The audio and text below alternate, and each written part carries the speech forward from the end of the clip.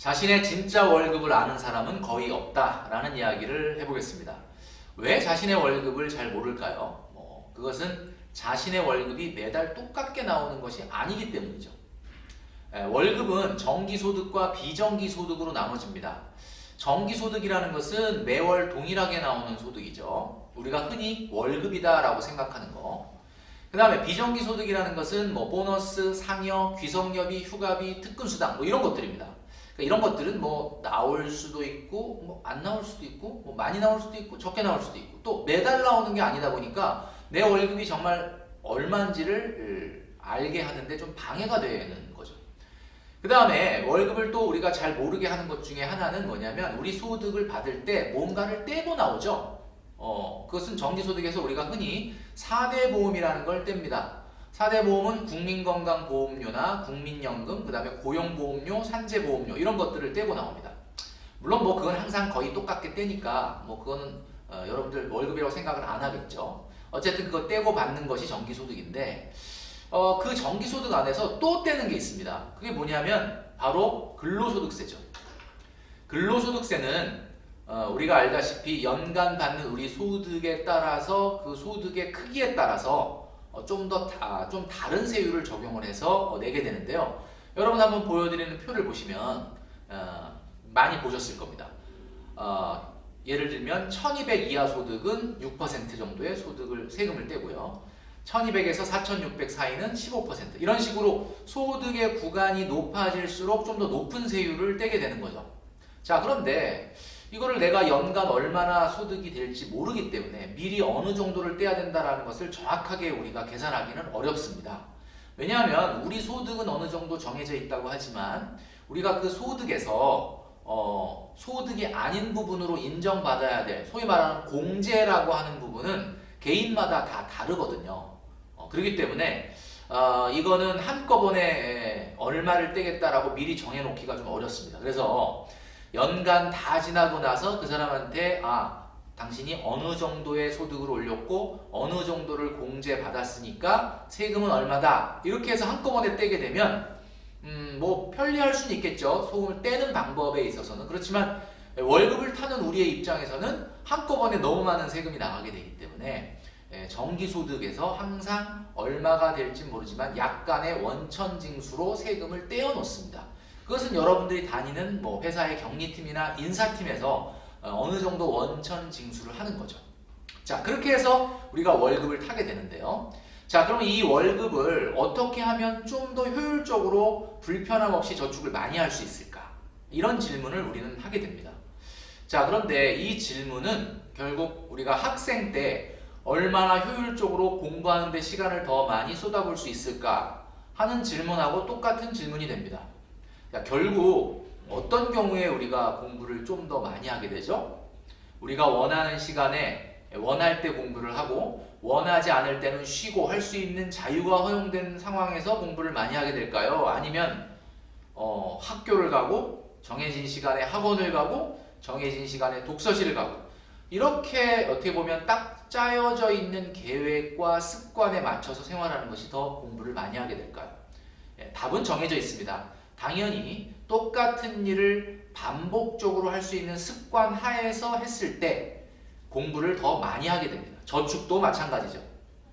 따라서 월급을 매달 똑같은 금액을 받는 사람이 월급을 매달 다른 금액을 받는 사람보다 훨씬 더 저축을 많이 하게 된다라는 연구 결과가 있습니다. 자, 그렇다면 여러분들이 정말 정확하게 월 얼마를 받는지를 안다는 것은 굉장히 중요한 것이죠. 재테크 또 저축을 시작하기 전에 반드시 여러분들은 그것을 확인해야 됩니다. 자, 어떤 사람이 월 정기소득으로 250만 원을 받고 있습니다. 자, 우리는 흔히 이걸 월급이라고 하죠. 자, 그런데 이 회사는 연간 상여금으로 분기별로 300만 원씩 보너스를 지급을 한다고 합니다. 자, 300만 원씩 4번 정도의 보너스를 받는다? 그러면 연간 보너스는 1200만 원 정도가 되는 거죠. 월 평균으로 한 100만 원 정도를 받는 셈입니다. 자, 그렇다면 원래 정기소득 250에 보너스 월 평균 100만 원을 더하면 이 사람의 진짜 월급은 350만 원이 되는 거죠. 자, 그런데 대부분의 사람들은 이런 경우에 250만 원을 월급이라고 생각하면서 살아갑니다. 그러니까 250만 원의 월급을 받고 고민을 하는 거죠. 250만 원 중에 얼마를 저축하고 얼마를 소비할 것인가.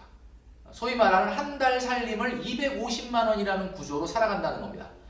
자, 그런데 반면에 350만 원을 매달 똑같이 12번 받는 사람은 어떨까요? 그 사람은 당연히 앞에 250만 원과 보너스를 받는 사람보다 훨씬 더 돈 관리하기가 쉽고 또 훨씬 더 많은 저축을 하더라도 별로 불편함을 느끼지 않게 됩니다. 자, 그렇다면 여러분들이 왜 여러분들의 월급을 정확하게 파악을 해야 하는지를 이제 알게 되셨죠. 결국은 월급이 아무리 들쑥날쑥한 변화가 있다 하더라도 정확하게 연간 평균이 얼마인지를 안다면 내가 미리 연간 얼마의 단기 저축과 얼마의 장기 저축을 할 것인지를 계획할 수 있게 됩니다.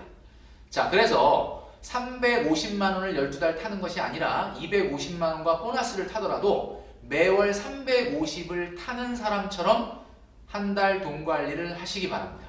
그것이 여러분들을 좀 더 불편함 없이 좀 더 저축을 자연스럽게 많이 할 수 있는 습관을 가지게 하는 좋은 팁이라고 할 수가 있습니다. 자, 아까 우리 250만 원을 받았던 그리고 보너스를 받았던 사람은 아마 대부분 250만 원이라는 월급을 가지고 살다가 갑자기 분기에 300만 원이라는 보너스가 나오면 물론 이거를 다 쓰지는 않겠지만 많은 경우에 이게 웬 공돈인가 라는 생각 때문에 생각지도 않았던 소비를 하게 되는 경우가 있다는 겁니다. 자, 그러면 여러분들에게 오늘 말씀드렸던 가장 중요한 팁은 정말 세금과 근로소득세와 4대 보험을 떼고 나머지 받는 정기소득과 비정기소득을 월 평균으로 나눴을 때 나는 과연 한 달에 얼마 정도의 월급을 받는 사람인가를 정확하게 아는 것이 재테크와 저축 계획의 출발점이다 라고 하는 점을 여러분들께 꼭 말씀드리고 싶습니다. 여기에 저 한 가지만 더 말씀드리면요. 대부분 이걸 알면서도 많은 분들이 이런 개념으로 돈 관리를 하지 않는 이유가 있습니다. 그것은 뭐냐면 마이너스 통장을 월급 통장으로 쓰고 있기 때문이죠.